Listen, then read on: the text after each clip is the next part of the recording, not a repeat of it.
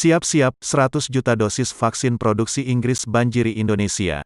Kementerian Kesehatan RI menandatangani perjanjian kerjasama dengan perusahaan farmasi asal Inggris, AstraZeneca plc, untuk penyediaan 100 juta dosis vaksin COVID-19.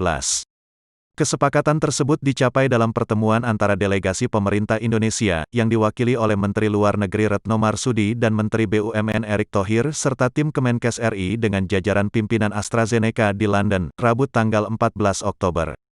Indonesia telah menyampaikan permintaan penyediaan vaksin sebesar 100 juta dosis untuk tahun 2021.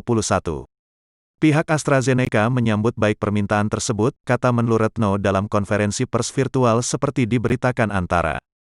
Pengiriman pertama vaksin tersebut diharapkan dapat dilakukan pada semester pertama 2021, dan akan dilakukan secara bertahap.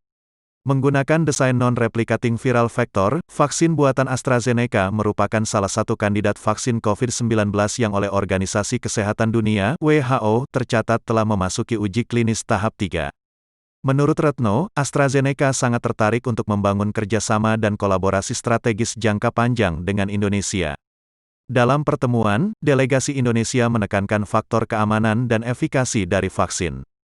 Faktor-faktor ini akan menjadi bagian penting dari kerjasama vaksin Indonesia dengan AstraZeneca, termasuk berbagi informasi mengenai hasil uji klinis tahap 1 dan 2, kata Retno.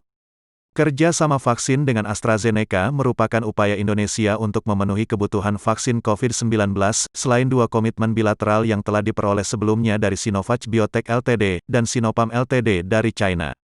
Sebelumnya, Ketua Tim Penanganan COVID-19 dan Pemulihan Ekonomi Nasional, Airlangga Hartarto menyebutkan pemerintah telah memesan sebanyak 50 juta vaksin COVID-19 tahap pertama dari 100 juta komitmen yang diproduksi oleh AstraZeneca dari Inggris.